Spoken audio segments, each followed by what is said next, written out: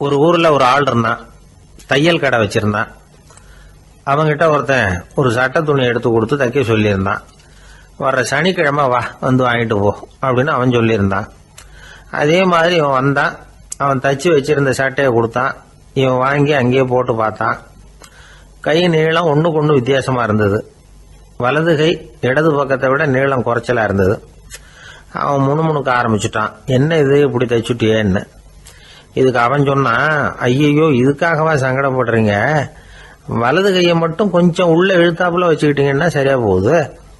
மற்றபடி அந்த சட்டையில உள்ள கலை அம்சத்தை கவனிங்க, எவ்வளவு அற்புதமா தச்சிருக்கேன் பாருங்க.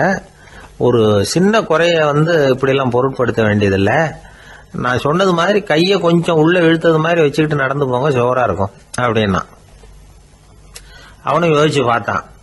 சரியான யோசனையா தான் தோணுச்சு. கொஞ்சம் முயற்சி பண்ணி வலது கையை கொஞ்சம் உள்ள இழுத்து சட்டை சரியா இருக்கிறது மாதிரி பண்ணிட்டான். இப்போ மறுபடியும் ஒரு பிரச்சனை. வலது கையை உள்ள இழுத்த மாதிரி அப்படியே வச்சுக்கிட்டதும் முதுகு பக்கம் கொஞ்சம் துணி தளர்த்தியா தொங்குறது மாதிரி தெரிஞ்சது. என்ன இது முதுகு பக்கம் துணி குவிஞ்சுட்டுதே தொங்குதே அப்படின்னா மறுபடியும், அடடா இதுக்காகவா கவலைப்படுறீங்க, உடம்ப அதுக்கு தகுந்த மாதிரி கொஞ்சம் வளைச்சிக்கிட்டா சரியா போடுது. இதுக்காக அந்த அழகான தையலை பிரிச்சு அதுல உள்ள கலை அம்சத்தை கெடுக்கிறதுக்கு என் மனசு இடம் தரல. எவ்வளவுக்கு தளர்த்தியா இருக்கோ அவ்வளவுக்கு கொஞ்சம் உடம்ப வளைச்சி அப்படி குனிஞ்சது மாதிரி போங்க போதும் அப்படின்னா. அதுவும் நல்ல யோசனையா தான் பட்டுது இவனுக்கு. சரின்னு சொல்லிவிட்டு புறப்பட்டான். தெருவில் இறங்கினான். கையை கொஞ்சம் உள்ள இழுத்தான். உடம்ப கொஞ்சம் முன்னால வளைச்சான். சட்டைக்கு தகுந்த மாதிரி உடம்ப பண்ணிக்கிட்டான். மெதுவா நடந்து போறான். இப்போ எதிரில் இன்னொருத்தன் வரான். இவனை பாக்குறான். இவன் போட்டிருக்கிற சட்டையை பாக்குறான். ஆஹா அற்புதம்ங்கிறான். சும்மா சொல்லக்கூடாது, ரொம்ப நல்லா இருக்கு நிச்சயமா. இது இந்த ஊர் மேல தெருவில் இருக்கிற ஒருத்தன் இருக்கானே, அவன் தச்சதா தான் இருக்கணும் அப்படின்னா. இதை கேட்டதும் அவனுக்கு ஆச்சரியம். எப்படி அவ்வளவு கரெக்டா கண்டுபிடிச்சிங்க அப்படின்னு கேட்டிருக்கான். இதுக்கு அந்த வழிபோக்கன்னு சொன்னானா, அவன் ரொம்ப கெட்டிக்காரன். உங்களை மாதிரி உடம்பும் கையும் வளைஞ்சு போன ஒரு ஆசாமிக்கு அவனை தவிர வேற யாராலேயும் இவ்வளவு பொருத்தமான ஒரு சட்டையை தைக்க முடியாது அப்படின்னானா. பாருங்க, அவனுக்காக இவன் அனுசரிக்க போய் இவனோட நிலைமை எப்படி ஆயிடுது பாருங்க. இதே மாதிரி தான் சில சடங்குகளும் சம்பிரதாயங்களும் நம்மளை கோமாளி ஆக்கி விட்டுரும். எதுவா இருந்தாலும் அதுல அறிவுபூர்வமான அணுகுமுறை அவசியம். ஒரு நர்ஸ் அவசரமா ஓடி டாக்டர் கிட்ட சொல்லிச்சான், டாக்டர் ஒரு தப்பு நடந்து போச்சு, 10ஆம் நம்பர் பெட்ல இருக்கிற பேஷண்ட்டுக்கு காலில் ஆபரேஷன் பண்றதுக்கு பதிலாக கையில் ஆபரேஷன் பண்ணி விட்டீங்க. கை ஆபரேஷன் பண்ணிக்க வேண்டிய ஆள் 7ஆம் நம்பர் பெட்ல இருக்கார் அப்படின்னு தான். அதுக்கு ஒரு பதட்டப்படாம சொன்னாராம், பரவாயில்ல இவரை தூக்கி 7ஆம் நம்பர் பெட்ல போட்டுரு அப்படின்னாராம். வங்க நாவலாசிரியர் சரத் சந்திரர் ஒரு நண்பர் அவர்கிட்ட வந்தார். வழக்கமா எல்லா எழுத்தாளர்கள்கிட்டையும் கேட்கிற ஒரு கேள்வியை கேட்டார். நீங்க எழுத்துத்துறைக்கு வந்தது எப்படி, இதுதான் கேள்வி. அதை தெரிஞ்சு என்ன பிரயோஜனம்னார் சரத் சந்திரர். சும்மா சொல்லுங்களேன் தெரிஞ்சுக்கிறேன் அப்படின்னார் வந்தவர். சரி சொல்றேன்னு ஆரம்பிச்சார். நான் ரங்கூன்ல வேலை பார்த்துக்கிட்டு இருந்தேன். சம்பளம் பத்தல. வேலையும் பார்த்துக்கிட்டு ஒரு பலசரக்கு கடை வைக்கலாம்னு நினைச்சேன். என்னால் மளிகை கடை வச்சு சரியா நடத்த முடியுமாங்கிற சந்தேகம் என் மனைவிக்கு. அதை சோதனை பண்ணி பார்க்கணுங்கிறதுக்காக சில பொருள்களின் அளவு, அதோட விலை, இப்படி சிலதை சொல்லி எல்லாத்தையும் மனக்கணக்காக கூட்டி போட சொன்னாங்க. என்னால் சரியாக கூட்டி சொல்ல முடியல. உங்களால் மளிகை கடை நடத்த முடியாதுன்னு சொல்லிவிட்டாங்க. உடனே என்ன பண்ணுறது, வேற வழி இல்லை, கதை எழுத ஆரம்பிச்சிட்டேன் அப்படின்னார். கேட்டவருக்கு சிரிப்பு வந்துட்டு தான். சரத் சந்திரர் ஒரு பக்கம் சீரியஸான நாவல்கள் சிறுகதைகள் எழுதியிருந்தாலும் அவருடைய இன்னொரு பக்கம் வேற விதம். நண்பர்கள்கிட்ட பேசும்பொழுதும் சரி, அவர்களுக்கு கடிதங்கள் எழுதும் போதும் சரி, கேலியும் கிண்டலும் நகைச்சுவை உணர்வும் அதிகமாக இருக்கும். காந்திஜி ஒரு சமயம் கல்கத்தாவுக்கு வந்திருந்தார். தேசபக்தர்கள் பல பேர் அவர்கிட்ட பேசிக்கிட்டு இருந்தாங்க. அப்போ சரத் சந்திரரும் அங்கே இருந்தார். கிரண் சங்கர் ராய் அப்படிங்கிறவரும் அங்கே இருந்தார். அவர் சொன்னாராம், காந்திஜியோட பழகிய முதல் வங்காளி நான் தான். போயர் யுத்த காலத்தில் இவர் லண்டனுக்கு வந்திருந்தப்போ என்கிட்ட தான் வங்காள மொழி கற்றுக்கிட்டார் அப்படின்னாராம். உடனே சரத் சந்திரர் காந்திஜியை பார்த்து, இவர் உங்களுக்கு வங்காள மொழி கற்றுக் கொடுத்தது உண்மைதானா அப்படின்னாராம். ஆமான்னாராம் காந்தி. அதனால தான் உங்களால் வங்காள மொழி கற்றுக்க முடியல அப்படின்னாராம். எல்லாரும் சிரிச்சாங்களாம். சரத்சந்திரர் சாம்தாபேர் அப்படிங்கிற கிராமத்தில் தங்கியிருந்தார். ஒரு இலக்கிய நிகழ்ச்சியில் கலந்துக்கிறதுக்காக. அதுக்காக ஒரு கல்கத்தாவுக்கு போக வேண்டிய சூழ்நிலை. அதுக்காக புறப்பட்டார். அந்த சமயத்தில் பின்னாடி இருந்து யாரோ அவரை கூப்பிட்டாங்க. இப்படி கூப்பிட்டவரை பார்த்து இன்னொருத்தர் யாரோ அதட்டி இருக்கிறாங்க. போகிறவரை ஏன் இப்படி கூப்பிடுறீங்க அப்படின்னு. ஏன் கூப்பிட்டா என்னன்னு கேட்டிருக்கார் சரத்சந்திரர். புறப்படுறவங்கள பின்னாடி இருந்து கூப்பிடுறது அபசகுனம், போகிற இடத்துல ஏதாவது ஆபத்து வரலாம் அப்படின்னு அதுக்கு விளக்கம் கொடுத்துருக்கிறார் அவர். உடனே சரத்சந்திரர் சொன்னாராம், இதோ இவங்க என்ன இலக்கிய கூட்டத்துக்கு அழைச்சிட்டு போகிறாங்களே, இதை விட வேற என்ன ஆபத்து வந்துட போகுது அப்படின்னாராம். இப்படி சரத்சந்திரருக்கு இயல்பாகவே நகைச்சுவை உணர்வு உண்டு. அவருடைய நண்பர் ஒருத்தர் வீட்டுக்கு கூப்பிட்டுருந்தார். அங்கே ஒரு கச்சேரிக்கு ஏற்பாடு பண்ணியிருந்தாங்க. சரத்சந்திரருக்கு இயல்பாகவே கச்சேரியில் நீண்ட ஆலோசனையெல்லாம் கேட்கறதுக்கு பொறுமை இருக்காது. அதனால் மெதுவாக பாட போகிறவர் எப்படி அப்படின்னு கேட்டிருக்கார். அவருக்கு ரொம்ப நல்லா பாட தெரியும் அப்படின்னு சொல்லியிருக்கிறாங்க. அதுக்கு சரத்சந்திரர், பாட தெரியுங்கிறது சரி, பாட்டை நிறுத்த தெரியுமா அதை சொல்லுங்க முதல்ல அப்படின்னாராம். ஒரு நாள் ராமர் அரசவையில் உட்கார்ந்துருக்கிறார். ராமராஜ்யம் நடந்துகிட்டு இருந்த நேரம். அந்த சமயத்தில் ஒரு நாய் அரச சபைக்கு வந்துதான். அது தலையில் அடிபட்டு ரத்தம். அந்த கோலத்தில் அது அங்கே வந்தது. எல்லாரும் ஆச்சரியமாக அதை பார்த்தாங்க. ராமரும் அந்த நாயை பார்த்தார். நீங்கள் வந்த காரியம் என்ன, என்ன நடந்தது, எதுவாக இருந்தாலும் பயப்படாமல் சொல்லு அப்படின்னார். உடனே அந்த நாய் மெதுவாக சொல்ல ஆரம்பிச்சுதான். ஐயா, நான் தெருவில் போய்கிட்டு இருந்தேன். வழியில் ஒருத்தர் வந்தார். அவர் வேத சாஸ்திரம்லாம் படித்த பெரியவர். அவர் எந்த காரணமும் இல்லாமல் அவர் கையில் வச்சிருந்த குச்சியால் என் தலையில் அடிச்சுட்டார். அதுதான் தலையில் ரத்தம். இதை நீங்கள் விசாரித்து தகுந்த தீர்ப்பு வழங்கணும் அப்படின்னு தான் அந்த நாய். ராமர் பார்த்தார். உடனே தன்னுடைய காவலர்களை அனுப்புனார். அந்த ஆளை எங்கே இருந்தாலும் போய் கொண்டுகிட்டு வாங்க அப்படின்னு விட்டார். காவலர்கள் போனாங்க. அந்த ஆளை பிடிச்சி கொண்டு வந்துட்டாங்க. அரண்மனைக்கு வா அப்படின்னு சொல்லி கூப்பிட்டுட்டு வந்துட்டாங்க. என்ன நடந்ததுன்னு விசாரித்தார் ராமர். அதுக்கு அந்த ஆள் சொன்னார், நான் வீதி வழியாக வந்துக்கிட்டு இருந்தேன். குறுக்க இந்த நாய் வந்தது. நான் அவசரமாக போய்கிட்டு இருந்தேன். இது எனக்கு வழி விடாமல் குறுக்க பூந்து இடைஞ்சல் பண்ணிச்சு. எனக்கு கோபம் வந்துட்டுது. அதனால் அடிச்சுட்டேன். வேத சாஸ்திரம் படித்த நான் என் வசம் இழந்து கோபப்பட்டது பெரிய தப்பு தான். அதை நான் ஒத்துக்கிறேன். குற்றத்தை ஒப்புக்கொள்கிறேன். எனக்கு என்ன தண்டனை கொடுக்கணுமோ அதை கொடுங்க, ஏற்றுக்கிறேன் அப்படின்னு விட்டார். சரி, இப்போ அந்த ஆளுக்கு தண்டனை கொடுக்கணும். என்ன தண்டனை கொடுக்கறது யோசனை பண்ணார் ராமர். அதையும் அந்த நாய்கிட்டே கேட்டார். நீயே சொல்லு, என்ன தண்டனை கொடுக்கலாம் இவருக்கு அப்படின்னார். இதுக்கு அந்த நாய் என்ன சொல்லிச்சு தெரியுமா? இவரை ஏதாவது ஒரு கோயிலுக்கு தர்மகர்த்தாவாக நியமனம் பண்ணி விடுங்க, அதுதான் இவருக்கு சரியான தண்டனை அப்படின்னது. இதை கேட்டதும் ராமர் முகத்தில் புன்னகை. ஆனால் அங்கே இருந்த மற்றவங்களுக்கெல்லாம் ஆச்சரியம். அது எப்படி, தப்பு செஞ்சவங்களுக்கு தண்டனை கொடுக்கறது தானே நியாயம், அதை விட்டுட்டு தர்மகர்த்தா பதவியை கொடுக்க சொல்லுது இந்த நாய் அப்படிங்கிற ஆச்சரியம்.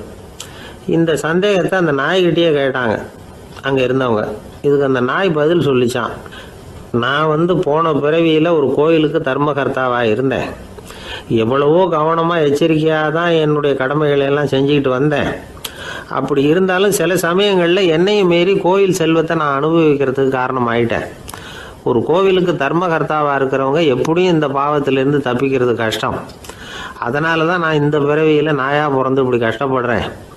இதே நிலைமை இந்த ஆளுக்கும் ஏற்படணும் அப்படிங்கிறதுக்காக தான் அவரையும் ஒரு கோயிலுக்கு தர்மகர்த்தாவை நியமிக்கும்படி கேட்டுக்கிட்டேன் அப்படின்னு தான் இந்த நாய். இதிலேருந்து என்ன தெரியுது? எந்த பதவியில் நாம் இருந்தாலும் நமக்கு தெரியாமல் கூட அதை தவறாக உபயோகப்படுத்தக்கூடாதுங்கிறத இதிலேருந்து புரிஞ்சுக்கணும். இல்லைன்னா அடுத்த பிறவியில் நாயாக பிறந்து எங்கேயாவது போய் வாழை ஆட்டிட்டு நிற்க வேண்டியது தான். கோவில் வாசலில் 2 நாய் பேசிக்கிட்டு இருந்து தான். போன ஜென்மத்தில் நான் மனுஷனாக தான் இருந்தேன். ஒரு கோவில் பூசாரி பேச்சை கேட்டுவிட்டு அவரோட கூட்டு சேர்ந்துக்கிட்டு ஆண்டவன் போட்டிருந்த நகையெல்லாம் அபகரித்து என்கிட்ட கொடுத்தாரு அவர். நான் எடுத்துகிட்டு வந்துட்டேன். திருடினது அந்த ஆள் தான், எடுத்துக்கிட்டு வந்தது தான் நான். இருந்தாலும் நான் மட்டும் நாயாக பிறந்துட்டேன். இப்போ மட்டும் அந்த பூசாரி என்கிட்ட மாட்டினா கடித்து குதறி விடுவேன் அப்படின்னு தான். அவசரப்பட்டு அப்படி செஞ்சுடாதே. பதிலுக்கு அவரும் உன்னை திருப்பி கடித்தாலும் கடிச்சிருவார். ஏன்னா அவரும் இப்போ ஒரு நாயாக தான் பிறந்திருக்கிறார். அப்படின்னு தான் இன்னொன்று. அது எப்படி உனக்கு தெரியும்னு தான் இது. நான் தானே அது அப்படின்னு தான் அந்த நாய். ஒருத்தர் ஓடி வந்தார். இன்னொருத்தரை பார்த்து, சார் உங்கள் சைக்கிளை ஒரு நாள் இரவல் கொடுங்களேன், பக்கத்து ஊருக்கு போயிட்டு வர வேண்டியிருக்கு அப்படின்னார். இவர் சைக்கிளை கொடுத்து பத்திரமா கொண்டுகிட்டு போங்கன்னார். சார் இதை பத்திரமா கொண்டு போகிறேன், கவலையே வேணாம், ஏன்னா இது உங்களோட சைக்கிள் அப்படின்னு நான் நினைக்கல, என்னோட சைக்கிளாக நினைக்கிறேன் அப்படின்னார். அதுக்கப்புறம் தான் இவருக்கு உண்மையாகவே பயம் வந்துட்டுது. ஏன்னா அவர் சொன்னது மாதிரி அதை தன்னோட சைக்கிளாகவே நினச்சி தள்ளிட்டு போட்டால் என்ன பண்ணுறது. எது எதை நம்முடையதாக நினைக்கணுங்கிறதுக்கு ஒரு வரையறை இருக்குது. சில பேர் ஆஃபீஸையே வீடாக நினச்சி விடுறது உண்டு. அப்படிப்பட்டவங்க கூட வீட்டை ஆஃபீஸாக நினைக்கிறதில்ல. ஏன்னா வீட்டில் இவர் ஆஃபீஸராக நடந்துக்க முடியறதில்ல. இதெல்லாம் ஒரு பக்கம் இருக்கட்டும். இப்போ விஷயத்துக்கு வருவோம். பொறியியல் மேதை டாக்டர் விஸ்வேஸ்வரய்யா இருந்தார் இல்லையா, பாரத ரத்னா விருதெல்லாம் கொடுத்தாங்களே. ஆஃபீஸ் வேலை வேறு, சொந்த வேலை வேறு அப்படிங்கிறதுக்கு ஒரு உதாரணமாக இருந்தவர் அவர். மைசூர் மகாராஜா கிட்ட திவானாக இருந்தார். அவர் ஒரு நாள் அரசாங்க வேலை காரணமாக வெளியூர் போயிருந்தார். ஹாசன்கிற ஊருக்கு பக்கத்தில் ஒரு பயண மாளிகை, அங்கே தங்கிவிட்டார். ராத்திரி அங்கே தங்கி இருந்துட்டு விடிஞ்சதும் ஊருக்கு திரும்புறதாக திட்டம். ராத்திரி தூங்கிறதுக்கு ரொம்ப நேரம் ஆகிட்டுது. ரொம்ப நேரம் வரைக்கும் அரசாங்க சம்பந்தப்பட்ட வேலைகளையே பார்த்துக்கிட்டு இருக்கிறார். அரசாங்க ஃபைல்கள் நிறைய இருந்தது. அதையெல்லாம் ஒவ்வொன்றா எடுத்தார், படித்து பார்த்தார், பரிசீலனை பண்ணார். அதில் எழுத வேண்டியதை எழுதினார், கையெழுத்து போட்டார். ஒரு வழியாக அந்த வேலையெல்லாம் முடிஞ்சுது. அதுக்கப்புறம் என்ன பண்ணார்னா, தன்னுடைய சூட்கேஸை திறந்தார். அதிலிருந்து 2 மெழுகுவத்தியை எடுத்து கொளுத்தி வச்சார். அந்த பயண மாளிகையில் அது வரைக்கும் எரிஞ்சிக்கிட்டு இருந்த மின்சார விளக்குகளை அணைச்சிட்டார். அதுக்கு பிறகு அந்த மெழுகுவத்தி வெளிச்சத்தில் சில புத்தகங்களை தொடர்ந்து படிக்க ஆரம்பிச்சிட்டார். அந்த பயண மாளிகையில் பணியாளராக இருந்தவர் இதை பார்த்துட்டு ஓடி வந்தார். மறுபடியும் மின் விளக்கு போடுறதுக்காக போனார். விஸ்வேஸ்வரய்யா அதை பார்த்துட்டு போட வேணாம்ட்டாராம். இது வரைக்கும் நான் அரசாங்க அலுவல்களை கவனிச்சிக்கிட்டு இருந்தேன், அதனால் மின் விளக்குகள் அப்போ எரிஞ்சதில் தப்பு இல்லை. இப்போ நான் புத்தகம் படிச்சுக்கிட்டு இருக்கேன், இது என்னுடைய சொந்த வேலை, இங்கே இருக்கிற மின் விளக்கு அதுக்காக ஏன் எரியணும் அப்படின்னு கேட்டாராம். இப்போ இருக்கிற சில அரசு பணியாளர்கள்கிட்ட இந்த சம்பவத்தை பேச்சோட பேச்சாக சொல்லி பார்த்தேன். அவங்களால இதை ஜீரணிக்கவே முடியல. நேர்மை தேவை தான் சார், அதுக்காக அவ்வளவு தூரத்துக்கு அது தேவையா அப்படிங்கிறாங்க. விஸ்வேஸ்வரய்யா அப்படி பண்ணினது தான் ஒரு நேர்மையாளர் அப்படின்னு இந்த உலகத்துக்கு நிரூபிக்கணுங்கிறதுக்காக இல்லை. தான் அப்படி நடந்து காட்டினா தன்னை சுற்றி இருக்கிறவங்களும் அதை கேள்விப்படுறவங்களும் முடிஞ்ச அளவுக்கு பொது வாழ்க்கையில், அரசு பணியில் நேர்மையை கடைபிடிக்க முயற்சி பண்ணலாமே அப்படிங்கிறதுக்காகத்தான். இப்போவும் சில பேர் இருக்கிறாங்க, இவங்க ஆஃபீஸ் வேறு வீடு வேறேன்னு நினைக்கிறதில்ல, அவ்வளோ உரிமை.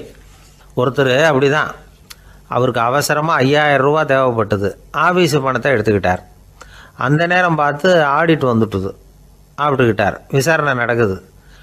அவர் சொல்கிறார், சார் நான் நேரம் காலம் பார்க்காம ஆஃபீஸில் வேலை செய்வேன், ஏன்னா அதை என்னோடய ஆஃபீஸாக நினைக்கிறேன். அவசரத்துக்கு அந்த பணத்தை எடுத்தேன், மறுபடியும் வச்சுடலாம்னு தான் இருந்தேன், அதுக்குள்ளே இப்படி ஆகிட்டுது. நீங்கள் என்ன நினச்சாலும் சரி, நான் ஆஃபீஸ் வேறு வீடு வேறு அப்படின்னு நினைக்கிறதில்ல, அது என்னோட சுபாவம் அப்படின்னார். விசாரணை பண்ணவர் தீர்ப்பு வழங்கினார். உங்கள் சுபாவத்துக்கு மதிப்பு கொடுத்து நானும் தீர்ப்பு வழங்குறேன். நீங்கள் கொஞ்ச நாள் ஜெயிலில் இருந்துட்டு வாங்க, அது உங்களுக்கு கஷ்டமாக இருக்காதுன்னு நினைக்கிறேன். ஏன்னா அங்கே போனாலும் நீங்கள் உங்கள் சுபாவப்படி வீடு வேற ஜெயில் வேறன்னு நினைக்க மாட்டீங்க அப்படின்னாராம். ஒரு தெருவில் சில சிறுவர்கள் விளையாடிக்கிட்டு இருந்தாங்க. ஏதோ ஒரு உயரமான கல்லை நடுத்தெருவில் வச்சு அதை சுற்றி சுற்றி ஓடி வந்துக்கிட்டு இருக்கிறாங்க. அது என்ன விளையாட்டோ அவங்களுக்கு தான் தெரியும். கொஞ்ச நேரம் அப்படி விளையாடிக்கிட்டு இருந்தவங்க விளையாடி முடிச்சதும் அந்த கல்லை நடுத்தெருவில் அப்படியே விட்டுட்டு அவங்கவுங்க வீட்டுக்கு ஓடி போட்டாங்க. அதுக்கப்புறம் அந்த வழியாக 2 பெண்கள் பேசிக்கிட்டே வந்தாங்க. பேச்சு சுவாரஸ்யத்தில் நடுத்தெருவில் இருந்த அந்த கல்லை கவனிக்கல. காலில் இடிச்சுட்டுது, லேசாக ரத்தம் வந்துட்டுது, வலி தாங்கலை. காலில் இடிச்சுக்கிட்ட பொண்ணு திட்ட ஆரம்பிச்சுட்டுது. வர வர ஊர் உலகம் ரொம்ப கெட்டு போச்சு, யாருக்கும் பொறுப்பே கிடையாது பாரு, இப்படி நடுத்தெருவில் பொறுப்பு இல்லாமல் இப்படி கல்லை போட்டு வச்சிருக்கிறாங்களே, இது நியாயமா அப்படின்னு சொல்லி இந்த சமூகத்தை கடுமையாக விமர்சனம் பண்ணிக்கிட்டு அவங்க போயிட்டாங்க. கொஞ்ச நேரம் கழித்து ஒரு வாலிபன் அந்த வழியாக வந்தான். அந்த கல்லை பார்த்தான், நின்னான், ஒரு நிமிஷம் யோசனை பண்ணான், என்ன பண்ணலாம்னு பார்த்தான். தன்னுடைய வீரத்தையும் பலத்தையும் காட்டணும்னு நினச்சான். பின்னாடி போனான். அப்புறம் வேகமாக ஓடி வந்து ஒரு சின்ன ஹை ஜம்ப் அப்படியே துள்ளி குதிச்சான். துள்ளி குதித்து தாண்டி அந்த பக்கமாக போய் விழுந்தான். அப்படியே விசில் அடிச்சுக்கிட்டு அவன் பாட்டுக்கு நடந்து போகிறான். அடுத்தபடியாக ஒரு காதல் ஜோடி அந்த வழியாக வந்தது. நடுத்தெருவில் கண்ணில் பட்டது. அவங்க 2 பேரும் ரொம்ப நெருக்கமாக சேர்ந்து வந்துக்கிட்டு இருக்கிறாங்க. நடுவில் கல் இருக்கிறதுனால கொஞ்ச நேரம் 2 பேரும் விலகி மறுபடியும் இந்த பக்கம் வந்து சேர்ந்து போகணும். கொஞ்ச நேரம் நாம் பிரிய வேண்டி இருக்குதே அப்படின்னு வருத்தத்தோட முணுமுணுத்துக்கிட்டே இந்த பக்கம் வந்தாங்க. அதுக்கப்புறம் வழக்கம் போல் சேர்ந்து அவங்க பாட்டுக்கு எதிர்காலத்தை பற்றி கற்பனை பண்ணிக்கிட்டே போயிட்டாங்க. கடைசியாக அந்த வழியாக பார்வை இல்லாத ஒருத்தர் வந்துக்கிட்டு இருக்கார். அவர் கையில் வழக்கமாக வச்சிருக்கிற அந்த ஊன்றுகோல், கையில் இருக்கிற அந்த ஊன்றுகோலால் தனக்கு முன்னாடி அப்படியும் இப்படியும் அப்படியே தட்டிக்கிட்டு பார்த்துக்கிட்டே அவர் மெதுவாக நடந்து வந்துக்கிட்டு இருக்கிறார். வழியில் இருக்கிற அந்த கல் தட்டுப்பட்டுது. உடனே நடுத்தெருவில் ஒரு கல் இருக்குங்கிறத அவர் புரிஞ்சுக்கிட்டார். உடனே குனிஞ்சார். அந்த கல்லை தடவி பார்த்து எடுத்தார். தெரு ஓரமாக கொண்டுட்டு போய் போட்டார். அதுக்கப்புறம் அவர் பாட்டுக்கு அவர் வழியில் நடந்து போனார். இப்போ இதில் பல பேர் வந்தாங்க போனாங்க. இவங்களில் பார்வை உள்ளவங்க யார், பார்வை இல்லாதவங்க யார்? இப்படி ஒரு கேள்வி கேட்டால் என்ன பதில் சொல்ல முடியும்? கொஞ்சம் யோசிச்சு பார்த்தா இன்னைக்கு பல பேர் இப்படி தான் இருந்துகிட்டு இருக்கிறோம். ஒரு ஆள் பார்க்கறதுக்கு பெரிய மனுஷன் மாதிரி இருக்கார். ஒரு தெரு வழியாக நடந்து வந்துகிட்டு இருந்தார். இருட்டு நேரம். வழியில் ஒரு பெரிய கல் கிடந்தது, கருங்கல். பார்த்தார். கொஞ்ச நேரம் யோசிச்சார். போய் தூக்கி பார்த்தா ரொம்ப கனமாக இருந்தது. இன்னொரு ஆள் சேர்ந்தாதான் தூக்க முடியும். இவர் உடனே ரோட்டோரமாக போய் ஒரு மரத்தடியில் உட்காந்துக்கிட்டார். 2 பக்கமும் பார்த்துக்கிட்டே இருக்கார், யாராவது வர்றாங்களான்னு. கொஞ்ச நேரத்தில் ஒருத்தர் வந்தார். இவருக்கு தெரிஞ்சவர். என்னங்க இந்த நேரத்தில் இங்கே உட்காந்துருக்குறீங்கன்னு கேட்டார் அவர். அதோ அந்த கருங்கல் அப்படின்னு சுட்டி காட்டினார். ஓ, அதை தூக்கி ஓரமாக போடணுமா? வாங்க 2 பேரும் தூக்கலான்னார் வந்தவர். நான் அதுக்காக உட்காந்துருக்கலேன்னார் இவர். பின்ன வேற எதுக்காகன்னார் அவர். ஒரு மனுஷன் கருங்கல்லில் காலை இடிச்சுக்கிட்டான்னா எப்படி துள்ளுவான்னு பார்க்கணுங்கிறது எனக்கு ரொம்ப நாளாக ஒரு ஆசை. அதுக்காக தான் உட்காந்துருக்கிறேன் அப்படின்னார். ஒரு ரயில் போய்கிட்டு இருக்கு. அதில் ஒரு பெரியவர் பிரயாணம் பண்ணிட்டு இருக்கிறார். எதிரில் ஒரு பெரிய அதிகாரி, IAS ஆஃபீஸர் உட்காந்துருக்கிறார். 2 பேருக்கும் முன்ன பின்ன அறிமுகம் இல்லை. அவர் வேற யாரோ, இவர் வேற யாரோ. ஒரே ரயிலில் பிரயாணம் பண்ணிட்டு இருக்கிறாங்க. அதுவும் எதிர்த்த இருக்கையில். ஏதோ ஒரு நகரத்தில் வண்டி நின்றுது. 2 பேரும் கீழே இறங்கினாங்க. பெரியவர் ஒரு ட்ரங்க் பெட்டியோட கீழே இறங்கினார். அந்த அதிகாரி கையில் ஒரு சின்ன பெட்டி. அவர் அந்த சின்ன பெட்டியை கீழே வச்சுட்டு கூலி கூலின்னு கத்திக்கிட்டு இருந்தார். இந்த பெரியவர் பார்த்தார். ஐயா, இந்த பெட்டி மட்டும்தானா, இல்லை இன்னும் ஏதாவது இருக்குதா அப்படின்னு விசாரிச்சார். இப்போ அதிகாரி சொன்னார், இல்லைங்க இது மட்டும்தான் அப்படின்னு சொன்னார். இதுக்கு என்னத்துக்காக கூலி ஆள், நானே எடுத்துக்கிட்டு வரேனே, வாங்க அப்படின்னு சொல்லி அந்த பெட்டியை இந்த பெரியவர் கையில் எடுத்துக்கிட்டார். எடுத்ததும் 2 பேரும் பேசிக்கிட்டே நடந்து வராங்க. இப்போ பெரியவர் சொன்னார், இப்போ உள்ள நாகரிகம் எப்படி இருக்குன்னா, சுமை கால் பணம், சும கூலி முக்கால் பணம் அப்படிங்கிற மாதிரி இருக்கு. பணத்தை வீணாக்கிறதோட இது கௌரவம்னு வேற நினைக்கிறாங்க அப்படின்னார். அவர் சொல்றது சரிதான். 10 ரூபாய் மதிப்புள்ள ஒரு சுமையை 30 ரூபா கொடுத்து தூக்கிட்டு போவோம். நாமே அதை தூக்கினா நமக்கு கௌரவ குறைச்சல் அப்படின்னு நினைப்போம். இதுதான் நம்ம நிலைமை. ஆனால் அந்த பெரியவர் என்ன சொன்னார் தெரியுமா? நீங்கள் எங்கே போகணுமோ அது வரைக்கும் நானே இதை எடுத்துகிட்டு வரேன் அப்படின்னார். அந்த அதிகாரி பக்கத்தில் உள்ள ஒரு ஹோட்டல் வரைக்கும் போனார். பெரியவரும் அங்கே கொண்டுட்டு போய் பெட்டியை வச்சார். உடனே அந்த பெரிய அதிகாரி அவருக்கு பணம் கொடுக்கறதுக்காக பர்ஸை எடுத்தார். உடனே இவர், ஐயா எனக்கு கூலி எதுவும் வேணாம், உங்களுக்கு சேவை செய்கிறது என்னுடைய கடமை. நான் இந்த சேவையை செய்தது பணத்துக்காக இல்லை, அன்புக்காக அப்படின்னு சொல்லிவிட்டார். அதுக்கப்புறம் அவர் நன்றின்னார். 2 பேரும் பிரிஞ்சுட்டாங்க. இது முடிஞ்சது. அன்னைக்கு சாயந்தரம் அங்கே ஒரு பெரிய கூட்டம் நடக்குது. இந்த அதிகாரியும் அந்த கூட்டத்துக்கு போகிறார். மக்கள் கூட்டம் ரொம்ப அதிகம். அதனால் இந்த அதிகாரியும் ஒரு ஓரமாக உட்காந்துக்கிட்டார். அப்புறம் கொஞ்ச நேரத்தில் இந்த முக்கிய விருந்தினர் பேசுறதுக்காக வரார் மேடைக்கு. மேடையில் இருந்த பெரியவங்கள்லாம் எழுந்திரிச்சு நின்று அவருக்கு மாலை போட்டு மரியாதை செய்கிறாங்க. எங்கேயோ ஒரு மூலையில் உட்காந்துருந்தார் அதிகாரி. அவர் இதை கவனித்தார். அவருக்கு ரொம்ப ஆச்சரியம், அதிர்ச்சி. ஏன்னா அங்கே பேச வந்த முக்கிய விருந்தினர் வேற யாரும் இல்லை. இன்னைக்கு காலையில் இவர் பெட்டியை தூக்கிட்டு வந்தார் பெரியவர், அவர் தான். சரி, அந்த பெரியவர் யார் தெரியுமா? அவர் தான் ஈஸ்வர சந்திர வித்யாசாகர். கூட்டம் முடிஞ்சது. அதிகாரி அவரை தேடி ஓடினார். அவர் கைகளை பிடிச்சிக்கிட்டார். ஐயா என்னை மன்னிச்சுடுங்க அப்படின்னாரு. அப்புறம் சொன்னார், அகங்காரங்கிற கெட்ட புத்தி தான் உண்மையை கண்கள்ல இருந்து மறைக்குது. அகங்காரம் தான் மனுஷனை அழிக்குது. நீங்கள் ரொம்ப பெரிய மனிதர், இருந்தாலும் மனிதத்தன்மையோடு நடந்துக்கிறீங்க. இந்த அன்பு, தயவு, பொறுமை இதெல்லாம் இல்லைன்னா மனிதனாக இருக்கிறதுல என்ன பிரயோஜனம் அப்படின்னு சொல்லிவிட்டு அந்த அதிகாரி போனாராம். மனிதத்தன்மைன்னா என்ன அப்படிங்கிற கேள்விக்கு இந்த பெரியவர் ஒரு உதாரணம். இப்பெல்லாம் அப்படியா இருக்கிறாங்க? ஒரு பெரியவர் ஒரு பெட்டியை தூக்கிட்டு வந்துக்கிட்டு இருக்கிறார். ஒரு இளைஞன் ஓடி வந்தான். கொடுங்க சார், நான் தூக்கிட்டு வரேன்னா. கொடுத்தார். வாங்கி தலையில் வச்சுக்கிட்டான். அப்புறம் சொன்னான், அடுத்தவங்க சிரமப்படக்கூடாதுங்கிறது என்னுடைய கொள்கை அப்படின்னா. அது நல்லது தான்னார் அவர். கடைசியில் பெட்டியை கொடுத்தான். வாங்கிக்கிட்டு பரிசை திறந்தார் பணம் கொடுக்கறதுக்காக. வேணாங்க அப்படின்னு விட்டான் அந்த இளைஞன். ஏன்னார், நான் சொன்னேன் அடுத்தவங்க சிரமப்படக்கூடாதுங்கிறது என்னுடைய கொள்கைன்னு. அதனால் உங்களுக்கு சிரமம் கொடுக்கக்கூடாதுங்கிறதுக்காக வரும்பொழுது நானே உங்கள் பரிசை எடுத்து வேணுங்கிற பணத்தை எடுத்துக்கிட்டு திருப்பி உங்கள் பாக்கெட்லேயே போட்டுட்டேன் அப்படின்னா. இப்படி இருக்குது இந்த காலம். அதனால் வாழ்க்கையில் அன்பு, தயவு, பொறுமை இதெல்லாம் ரொம்ப அவசியம் அப்படிங்கிறத நாம் புரிஞ்சுக்கணும். ஒரு விஞ்ஞானி இருந்தார். அவர் பேர் என்னன்னா ஹோ, இதுதான் அவர் பேர். ஒரு ஊசியை கண்டுபிடிக்கணும், அதுக்காக அவர் ரொம்ப காலமாக தலையை பிச்சுக்கிட்டு ஆராய்ச்சி பண்ணிகிட்டு இருந்தார். அது என்ன ஊசி தெரியுமா? இந்த தையல் மிஷினில் இருக்குல்ல, அந்த ஊசி தான். அவருக்கு பிடிபடாமல் இருந்த விஷயம் என்னன்னா, அந்த ஊசியோட கூர்மையான பாகத்தில் நூலை எப்படி கோக்கிறது, அது எப்படி சேர்க்கறது. அதில் மற்ற ஒரு பாகம் மிஷினுக்கு உள்ளே போயிடுது. அதனால் அந்த பாகத்தில் சாதாரணமாக மற்ற ஊசியில் நாம் செய்கிறது மாதிரி நூலை கொண்டு போய் நுழைக்க முடியாது. அப்படியே நுழைச்சாலும் தைக்கிறது எப்படி, அது முடியாத காரியம். இதுதான் அவருக்கு இருந்த பிரச்சனை. ரொம்ப நாள் யோசனை பண்ணி பார்த்தார். தையல் மிஷின் ஊசியோட வடிவ அமைப்பு அவருக்கு புலப்படலை. ராத்திரி பகலா அதே ஞாபகமாக இருந்தார். ஒரு நாள் அவர் தூங்கிக்கிட்டு இருக்கிறார். அப்போ ஒரு கனவு வந்தது.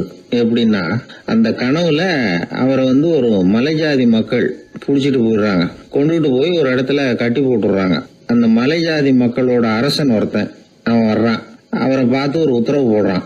என்ன உத்தரவு தெரியுமா? பொழுது சாயறதுக்குள்ள நீ தையல் மிஷின் ஊசியை கண்டுபிடிக்கணும். அப்படி கண்டுபிடிக்கலைன்னா உன் தலையை வெட்டி விடுவோம்.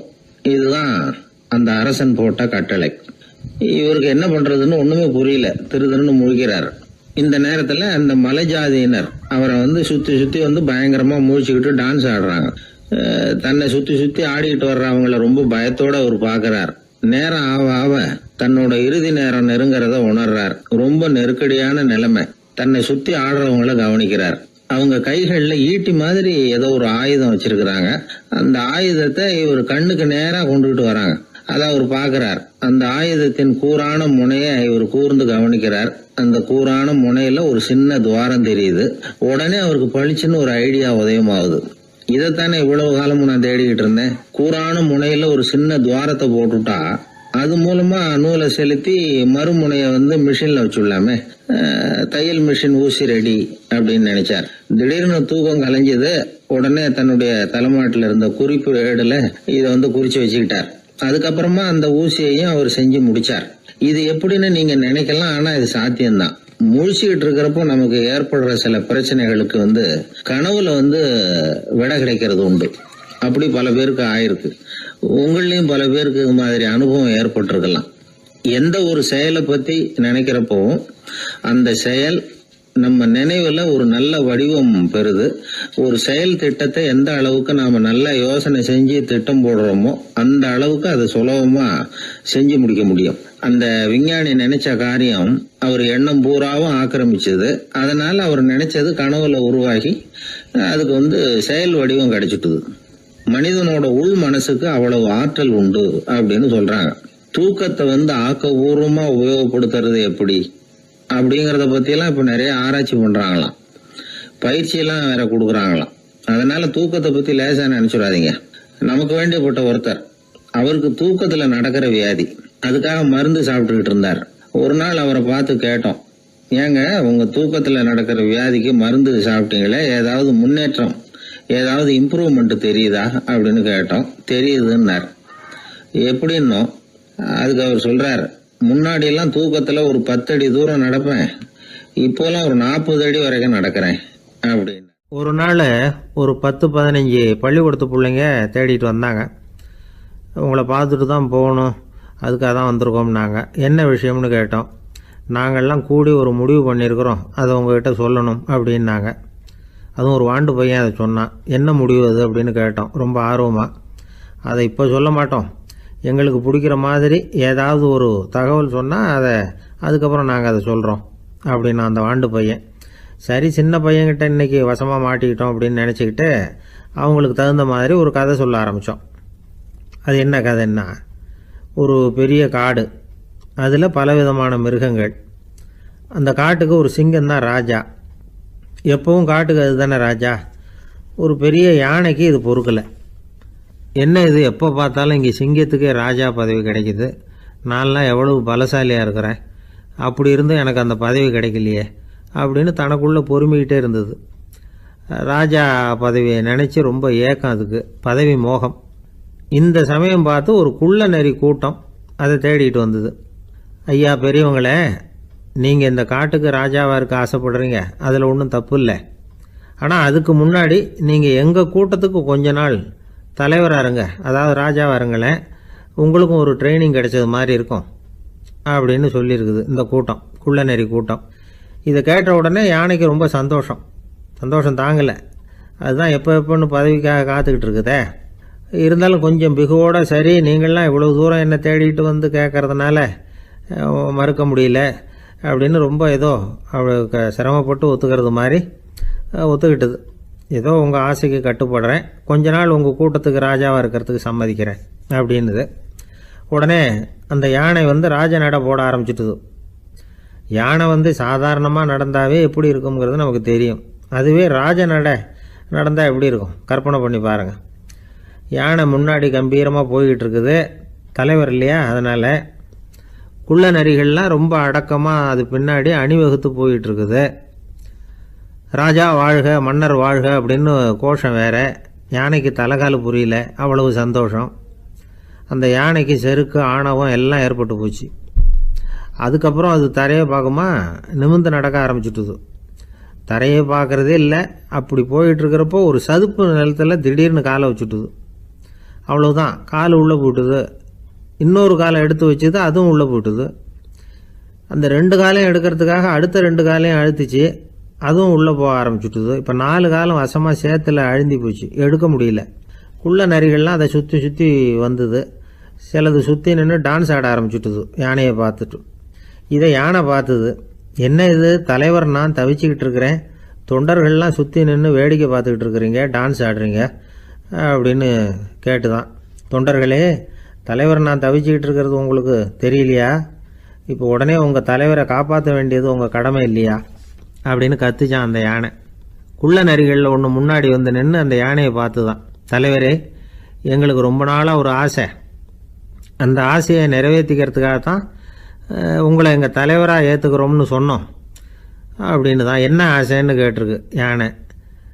யானை கறி சாப்பிட்டு பார்க்கணுங்கிறது எங்களுக்கு ரொம்ப நாளாக ஆசை, அது இன்றைக்கி தான் நிறைவேற போகுது அப்படின்னு தான் அந்த நரி. இதை கேட்ட உடனே அந்த யானை அப்படியே மூர்ச்சி ஆகிட்டு தான். நரிகள்லாம் அது மேலே ஏறி குதற ஆரம்பிச்சுட்டு தான். பதவி மேலே இருந்த பேராசை அந்த பலசாலியான யானையையே மாட்டி விட்டுட்டுது பார்த்தீங்களா அப்படின்னு சொல்லி முடித்தோம் இந்த கதையை அந்த சின்ன பிள்ளைங்கக்கிட்ட.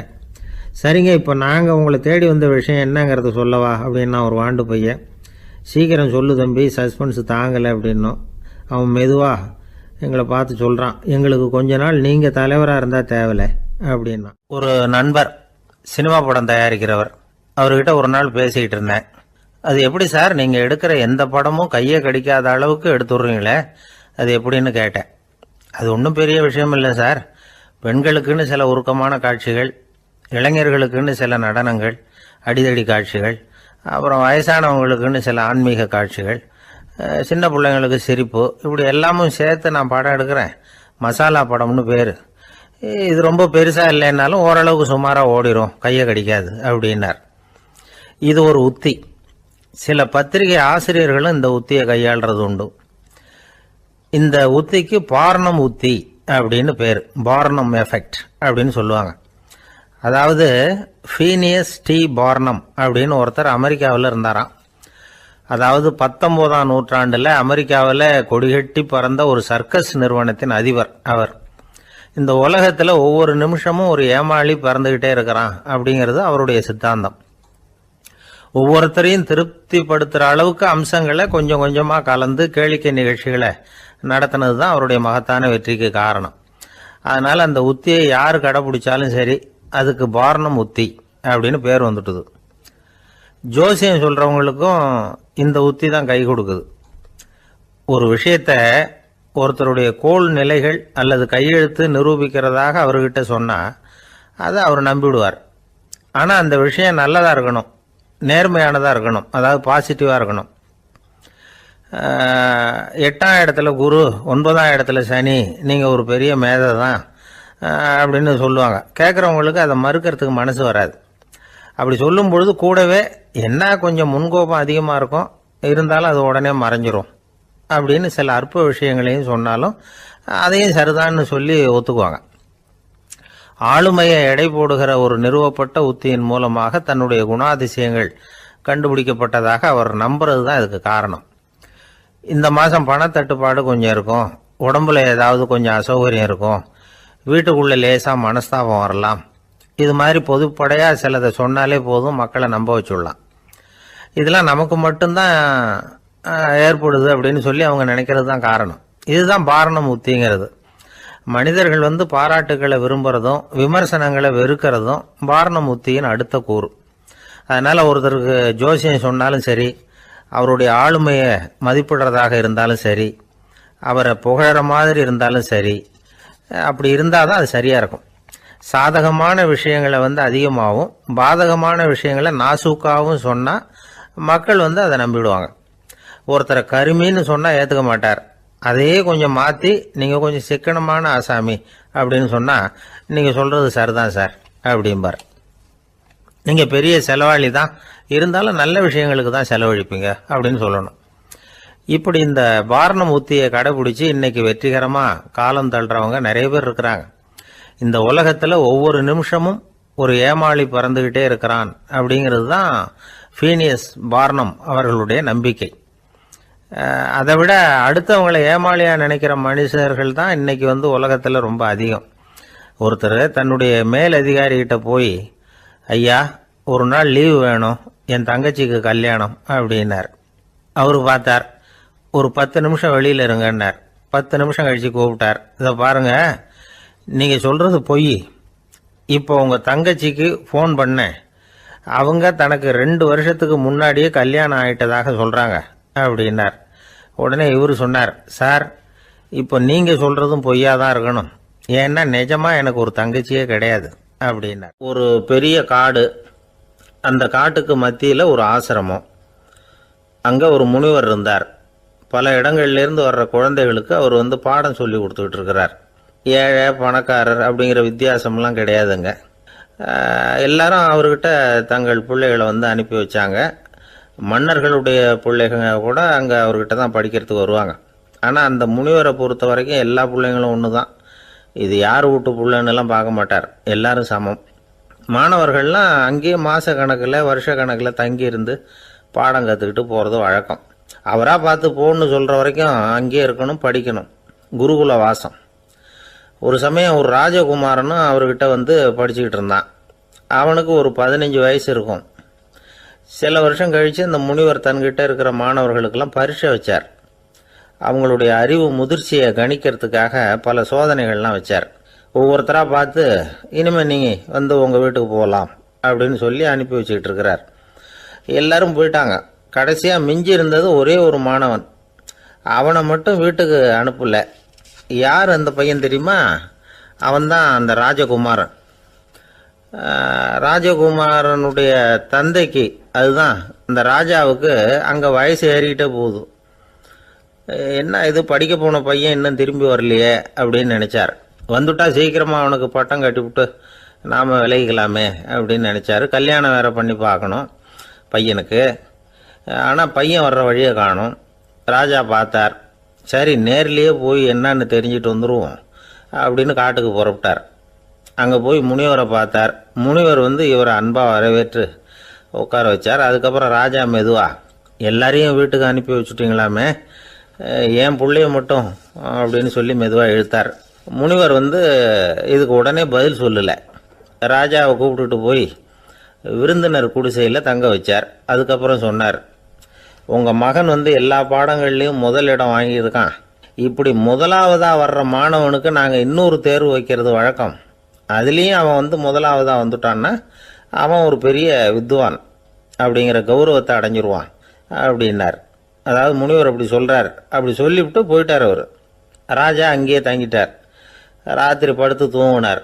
காலையில் எழுந்திரிச்சு அந்த குடிசைக்கு வெளியில் வந்தார் பல்லு விளக்கறதுக்காக. அந்த சமயத்தில் தூரத்தில் ஒருத்தன் ஒரு கையில் கோடாலியை வச்சுக்கிட்டு தலையில் ஒரு பெரிய விறகு கட்டை சுமந்துக்கிட்டு வந்துக்கிட்டு இருக்கிறது மாதிரி தெரிஞ்சது. யாராவது விறகு வெட்டியாக இருக்கும் அப்படின்னு நினைச்சார் ராஜா. கிட்ட வந்ததும் உத்து பார்க்குறாரு. பார்த்தா அது தன்னோட புள்ள. திகைச்சு போயிட்டார். என்ன இது, ஒரு ராஜகுமாரனை கூட இது மாதிரி வேலையெல்லாம் செய்ய சொல்கிறாங்களே அப்படின்னு நினைச்சார். ராஜகுமாரன் விறகு கட்டை கொண்டுகிட்டு போய் கொல்லை பக்கம் வச்சான். அந்த சமயம் முனிவர் அங்கே வந்தார். என்ன மகனே, விறகு வெட்டிட்டு வந்துட்டியா? சரி, இப்போ ஒரு துடைப்பத்தை எடுத்துக்கோ, விருந்தினர் குடிசையின் வாசல் பக்கத்தை கூட்டி பெருக்கி சுத்தம் பண்ணு போ அப்படின்னார். அப்படியே செய்கிறேன் குருவே அப்படின்னு சொல்லிவிட்டு போனான். சுத்தம் பண்ண ஆரம்பிச்சிட்டான். ராஜா பார்த்தார் இதை. உடனே ஓடியாந்தார். மகனே, என்ன காரியம் பண்ணுற? துடைப்பத்தை கீழே போடுனார். இப்போ அந்த ராஜகுமாரன் சொல்கிறான், தந்தையே, இது என்னுடைய குருதேவரோட உத்தரவு. இங்கே நான் ஒரு மாணவன். இங்கே அரசனும் ஒன்று தான், ஆண்டியும் ஒன்று தான். குருதேவர் சொல்கிறத மறுக்காமல் செய்கிறது தான் எங்கள் கடமை அப்படின்னா. இந்த சமயம் முனிவர் அங்கே வந்தார். இவனை முதுகில் தட்டி கொடுத்தார். அப்புறம் ராஜா கிட்ட சொன்னார், அரசே, உங்கள் புள்ள எங்கள் கடைசி தேர்வுலையும் வெற்றி பெற்றுட்டான். பணிவு தான் மாணவர்களின் மிக உயர்ந்த குணம். குருநாதர் சொல்றது மனசுக்கு பிடிக்கலன்னா கூட மறுக்காம செய்யணும். அப்படி செய்யறதுனால எதை செய்யலாம் எதை செய்யக்கூடாது அப்படிங்கிற விவேகம் அவங்களுக்கு வந்துடும். செய்யக்கூடாதத கூட பெரியவங்க சொல்லிவிட்டா செஞ்சுதான் ஆகணும் அப்படிங்கிற பணிவு அவங்களுக்கு வந்துடும். இந்த குணம் வந்துட்டுதுன்னா அவங்க எத்தனை கடினமான வேலையாக இருந்தால் கூட ரொம்ப சுலபமாக செஞ்சு முடிச்சிருவாங்க. தூக்கத்திலேயும் அப்புறம் துக்கத்திலேயும் தோண்டு போட மாட்டாங்க. இந்த பணிவும் விவேகமும் அவங்கக்கிட்ட மன உறுதியை ஏற்படுத்தும். அந்த உறுதி உங்கள் பையனுக்கு வந்தாச்சு. இனிமேல் அவனை நீங்கள் அழைச்சிட்டு போகலாம். அவன் நிச்சயமாக பேரும் புகழும் பெறுவான் அப்படின்னார். ராஜா அவரை பார்த்து, குருதேவா, புரிஞ்சுக்கிட்டேன், என்னை மன்னிக்கணும் அப்படின்னாரு. அதுக்கப்புறம் மகனை அழைச்சிக்கிட்டு நாட்டுக்கு திரும்பி வந்துட்டார். இந்த கதையை இன்று ஒரு தகவலில் சொல்லுங்க சார், உங்கள் நிகழ்ச்சியில் சொல்லுங்க சார் அப்படின்னு சொல்லி மாணவர்கள் கேட்டால் பணிவாக இருக்கிறது எப்படி அப்படிங்கிறத புரிஞ்சுக்குவாங்க அப்படின்னு சொன்னார் ஒருத்தர். சரி சொல்லுவோம், அதுக்கு முன்னாடி நேர்லேயே ஒரு பையன்கிட்ட சொல்லி பார்க்கலாமே அப்படின்னு தோணுச்சு. உடனே ஒரு பையனை கூப்பிட்டோம். ஏன்பா, உங்கள் வாத்தியார் உனக்கு இது மாதிரி ஒரு பரீட்சை வச்சா என்ன பண்ணுவேன் அப்படின்னு கேட்டோம். நானும் அப்படி தான் சார் நடந்துக்குவேன், விறகு வெட்டுவேன், தொடப்பத்தினால கூட்டி சுத்தம் பண்ணுவேன், உடனே செஞ்சு முடிச்சிருவேன் சார் அப்படின்னா. பலே பரவாயில்லையே அப்படின்னோம். ஆமாம் சார், அப்படி செஞ்சால் தானே வீட்டுக்கு அனுப்புவார், இல்லைன்னா இன்னொரு வருஷம் இங்கேயே இருந்து படின்னு சொல்லி விடுவார், அதனால் அப்படி செய்வேன் அப்படிங்கிறான் அந்த பையன். வாழ்க்கையில் ரொம்பவும் அடிபட்டு அல்லல் போட்டுக்கிட்டு இருக்கிற ஒருத்தர் வந்தார். மனசு ரொம்பவும் நொந்து போய் பேசினார். இந்த உலகத்தில் மனுஷனாக பிறந்ததை விட மாடாக பிறந்திருக்கலாம் சார் அப்படின்னார். திடீர்னு என்கிட்ட இப்படி சொன்னால் அதுக்கு நான் என்னங்க பண்ண முடியும் அப்படின்னேன். உங்ககிட்ட வரணும்னு தோணுச்சு, அதனால் வந்தேன் அப்படின்னார். சரிங்க, இப்படி ஒரு யோசனை வந்ததுக்கு என்ன காரணம் அப்படின்னு சொல்லி அவர்கிட்ட கேட்டேன். அதுக்கு அவர் சொன்னார், என் பையனுக்கு வேலை தேடுறேன் கிடைக்கல, பொண்ணுக்கு மாப்பிள்ளை தேடுறேன் கிடைக்கல, வீடு கட்டுறதுக்கு கடன் கேட்குறேன் கிடைக்கல, மாடா பிறந்திருந்தா இது மாதிரி கவலையெல்லாம் கிடையாதுல்ல, பேசாமல் வைக்கோலை தின்னுக்கிட்டு அசை போட்டுக்கிட்டே கடந்துடலாமே அப்படின்னார் அலட்சியமாக. அதுக்கப்புறம் தான் அவர் சொன்ன கருத்தை நானும் கொஞ்சம் அசை போட ஆரம்பித்தேன் மனசுக்குள்ளே. இப்போது இயற்கையை பொறுத்த வரைக்கும் அது நாம் எல்லாரும் மகிழ்ச்சியாக வாழணும் அப்படின்னு தான் விரும்புது. விலங்குகள், பறவைகள், தாவரங்கள், அப்புறம் மற்ற உயிரினங்கள் எல்லாமும் நல்லபடியாக இருக்கணும் அப்படிங்கிறது தான் இயற்கையோட விருப்பம். அதில் ஒன்றும் சந்தேகம் இல்லை. இயற்கையோட அமைப்பை கொஞ்சம் கவனித்து பார்த்தா அதை நாம் நல்லா புரிஞ்சுக்கலாம். இருந்தாலும் இந்த ஆள் சொன்னதை கேட்ட பிறகுதான் ஒரு முக்கியமான வேறுபாடு புரிஞ்சுது. அதாவது இந்த உலகத்தில் உள்ள முக்கியமான பிரச்சனைகள் 6. அந்த 6 பிரச்சனைகளும் ஆடு மாடுகளுக்கு கிடையாது, மரம் செடி கொடிகளுக்கு கிடையாது. ஆனால் மனுஷன் அந்த 6 பிரச்சனைகளையும் சந்திக்க வேண்டியிருக்கு. சரி, அந்த 6 பிரச்சனைகள் என்னென்ன தெரியுமா? முதல்ல இந்த ஆடு மாடுலாம் நமக்குன்னு சொந்தமாக ஒரு வீடு இல்லையே அப்படின்னு கவலைப்பட்டுக்கிட்டு இருக்கிறதில்ல. ஆனால் மனிதனுக்கு வீடு தேவைப்படுது. இது ஒரு வித்தியாசம். இப்போ 2வது பிரச்சனை என்னென்னா ஆடை பிரச்சனை. ஒரு கோழியோ சேவலோ நாம் போட்டுக்கிறதுக்கு ஒரு சட்டை இல்லையே அப்படின்னு கவலைப்படுறதில்ல. ஆனால் மனுஷனுக்கு அந்த கவலை உண்டு. சரி, இப்போ 3வது என்னன்னு பார்த்தா கல்வி பிரச்சனை. ஒரு பசுமாடு கவலையோடு நின்றுக்கிட்டு இருக்கு அப்படின்னு வச்சுக்குவோம். நீங்கள் அதுக்கிட்ட போய் ஏன் பசுமாடை கவலையோடு நின்றுக்கிட்டு இருக்கிற அப்படின்னு கேட்குறீங்க. என் கண்ணுக்குட்டிக்கு எல்கேஜியில் இடம் கிடைக்கல, டொனேஷன் கொடுக்கறதுக்கு கையில் பணமும் கிடையாது, சிபாரிசுக்கு யாரை பிடிக்கிறதுன்னு தெரியல, இப்படியா சொல்லிகிட்டு இருக்கோம். அதுக்கு அந்த கவலையெல்லாம் கிடையாது. ஆனால் மனிதனுக்கு அந்த கவலை உண்டு. 4வது என்னன்னு பார்த்தீங்கன்னா வேலை வாய்ப்பு பிரச்சனை. வேலை கிடைக்கலையே அப்படின்னு வேப்ப மரம் கவலைப்படுறதில்ல, ஆனால் மனுஷன் கவலைப்படுறான். 5வது என்னன்னு பார்த்தா கல்யாண பிரச்சனை. எருமை மாடு பசுமாடு எல்லாம் பொண்ணுக்கு மாப்பிள்ளை தேடிட்டாலே இது பேப்பரில் மணமகன் தேவை அப்படின்னு விளம்பரமாக கொடுக்குது, அதெல்லாம் கிடையாது. 6வது என்னன்னு பார்த்தீங்கன்னா பணம் சம்பந்தமான பிரச்சனை. ஆடு மாடுலாம் பணத்தை சேமிக்கணும்னோ ஏதாவது நிதி நிறுவனத்தில் முதலீடு பண்ணணும்னோ நினச்சிக்கிட்டு இருக்கிறதில்ல. பணத்தை எப்படி காப்பாற்றுறது அப்படிங்கிற கவலையும் அதுகளுக்கு கிடையாது. குதிரை குளம்போடு பிறக்குது, அதனால் அது காடு மேடெல்லாம் கவலை இல்லாமல் தெரியலாம். ஆடு உடம்புல ரோமத்தோடு பிறக்குது, அதனால் அது குளிரை பற்றி கவலைப்பட வேண்டிய அவசியம் இல்லை. ஆனால் மனுஷனை பார்த்திங்கன்னா அவன் தான் ஒன்றுமில்லாமல் பிறக்கிறான். ஏன் இந்த பாகுபாடு அப்படின்னு கேட்டால் இதை பற்றி கொஞ்சம் சிந்திச்சு பார்க்கணும். அதாவது இந்த சந்தேகத்தை ஒரு பெரியவர்கிட்டையும் கேட்டேன். அவர் சொன்னார் இதுக்கு பதில். அவர் இதே கேள்வியை இயற்கை கிட்ட கேட்டாராம். இயற்கை பதில் சொல்லிச்சான். வேறு யாருக்கும் கொடுக்காத ஒரு வலுவான கருவியை, ஒரு பவர்ஃபுல் வெப்பன் மனுஷனுக்கு கொடுத்துருக்குறேனே, அந்த கருவியை உபயோகப்படுத்தி அந்த 6 பிரச்சனையை மட்டும் இல்லை 6 கோடி பிரச்சனைகள் இருந்தாலும் அதையெல்லாம் சமாளிக்கலாம். அது கருவி என்ன தெரியுமா? அதுதான் 6வது அறிவு. அதை உபயோகப்படுத்தினா காலுக்கு செருப்பு தயார் பண்ணிக்கலாம், குளிருக்கு போர்வை தயார் பண்ணிக்கலாம், என்ன வேணும்னாலும் செய்யலாம் அப்படின்னு இயற்கை பதில் சொல்லிச்சான். அதனால் நாம் செய்ய வேண்டியது என்னென்னா இயற்கையை முதல்ல சரியாக புரிஞ்சுக்கணும். இயற்கையின் படைப்பையே நாம் சரியாக புரிஞ்சுக்கிறது இல்லையா, அதுதான் வேதனை. இந்த கதையை கேளுங்க. இப்போ நகரத்திலேருந்து ஒரு ஆள் கிராமத்துக்கு வந்தான்.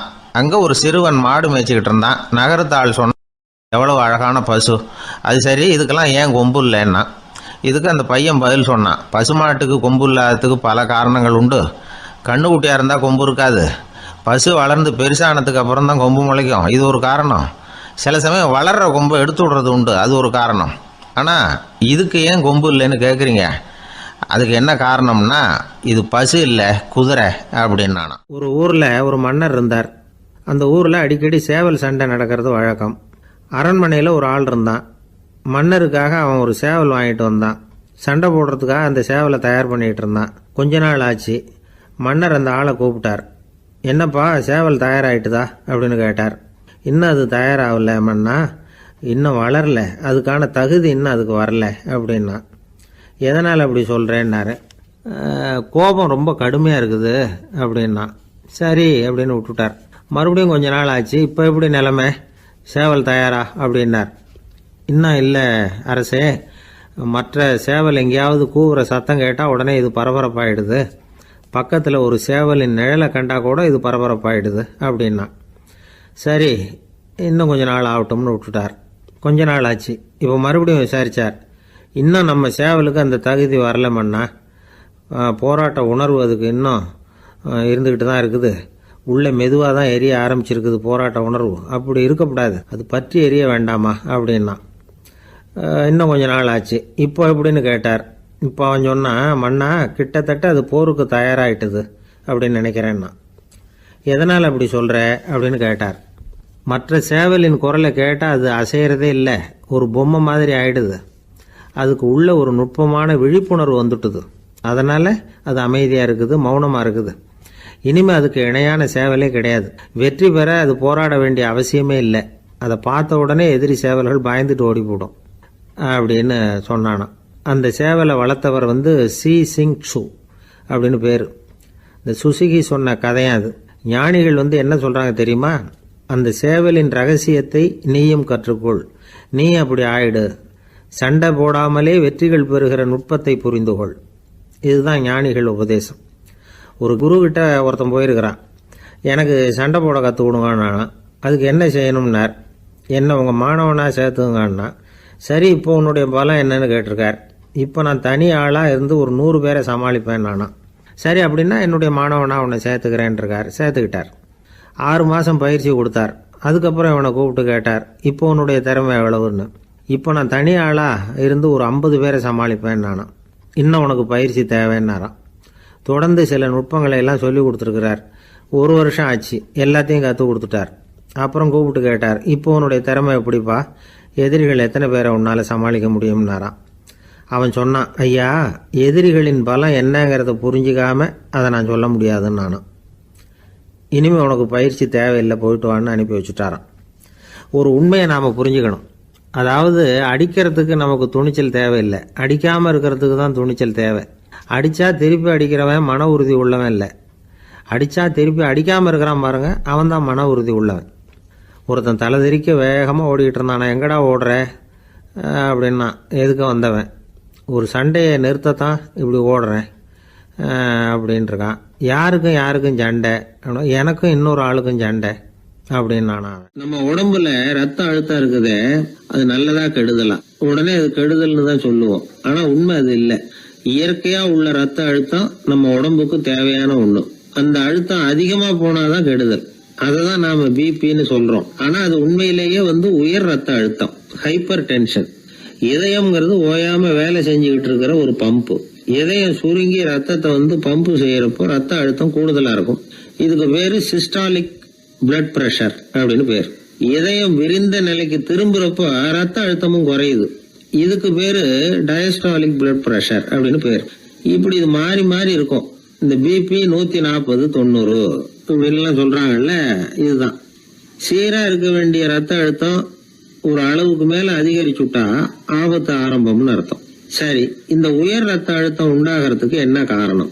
இதனாலதான் இது வருதுன்னு ஒரு காரணத்தை குறிப்பிட்டு சொல்ல முடியாது.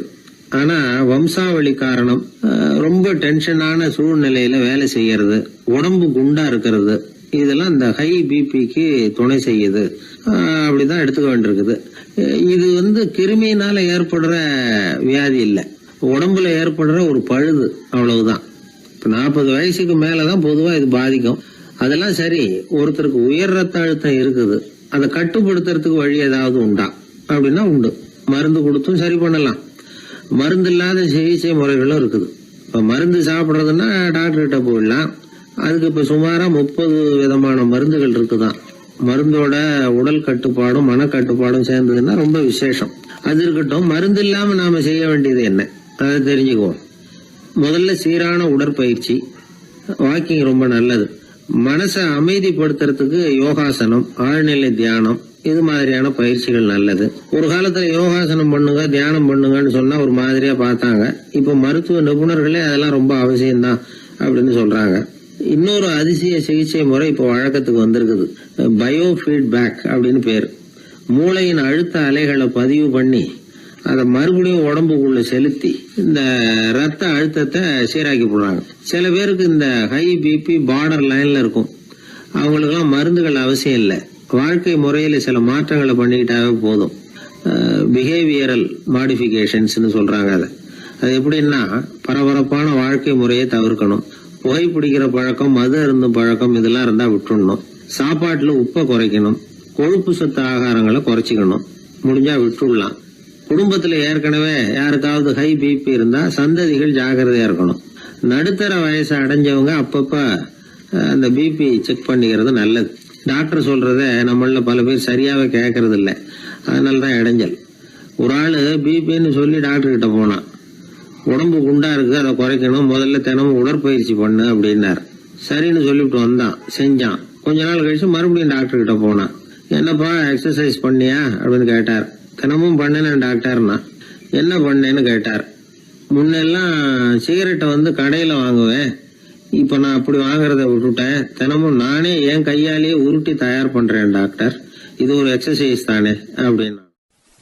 ஒரு ஏரி ஓரமாக 2 பசங்க நடந்து போய்கிட்டு இருக்கிறாங்க. அதில் ஒருத்தன் பணக்கார வீட்டு பையன், இன்னொருத்தன் ஏழை. இவங்க 2 பேரும் போய்கிட்டு இருக்கிறாங்க. வழியில் ஒரு இடத்துல ஒரு ஜோடி செருப்பு இவங்க கண்ணில் படுது. ஒரு விவசாயி அந்த செருப்பை அங்கே விட்டுட்டு பக்கத்தில் இருந்த ஏரியில் கை காலை கழுவிட்டு இருக்கிறார். உடனே அந்த பணக்கார பையனுக்கு ஒரு ஐடியா. அவன் சொன்னானா, டேய், இப்போ ஒரு வேடிக்கை செய்யலாம். அந்த செருப்பு 2ஐயும் தூக்கி எட்டத்தில் வீசி எறிஞ்சிருவோம். அந்த ஆள் வந்து பார்த்துட்டு செருப்பை தேடி அல்லாடுவான், அங்கேயும் இங்கேயும் ஓடுவான், திருன்னு முழிப்பான். அதை பார்த்து நாம் ரசிக்கலாம், நல்ல தமாஷா இருக்கும் அப்படின்ட்டுருக்கான். இப்படி சொல்லிவிட்டு அந்த செருப்புகளை தூக்கிறதுக்கு போனானா. கொஞ்சம் பொறு அப்படின்னானா அந்த ஏழை பையன். ஏன்னு கேட்டிருக்கான் அவன். இப்போ அந்த ஏழை பையன் சொன்னானா, நீ சொல்கிறது ஒன்றும் வேடிக்கை கிடையாது. உன்னோட செருப்பு தொலைஞ்சா உன் அப்பா உடனே உனக்கு வேறு செருப்பு வாங்கி கொடுத்துருவார். ஆனால் அந்த ஆளுக்கு இந்த செருப்பு தொலைஞ்சதுன்னா வேறு புதுசாக வாங்கிறதுக்கு வாயையும் வயத்தையும் கட்டி பணத்தை சேர்க்க வேண்டியிருக்கும்.